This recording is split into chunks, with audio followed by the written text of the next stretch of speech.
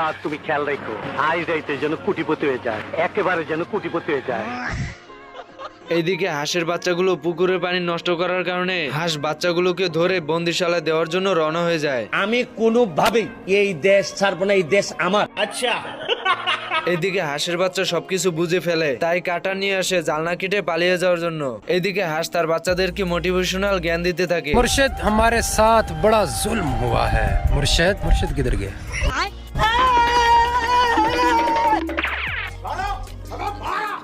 হাঁস দরজা ধাক্কাধাক্কি করার কারণে পিচ্ছে হাঁসগুলো পাপোশ টান দিতে হাঁস উল্টে পড়ে যায়। তুমি কি পাগল হইলে না মাথা খারাপ? হাঁস তো রেগে গিয়ে দরজার ফাঁক দিয়ে মাথা ঢুকিয়ে দেয়। আর এদিকে পিচ্ছে হাঁসগুলো তো কামান নিয়ে বসে রয়েছে হাঁসকে বোম দিয়ে উড়িয়ে দেওয়ার জন্য। बार बार शुद्ध हमारे ऊपर ही।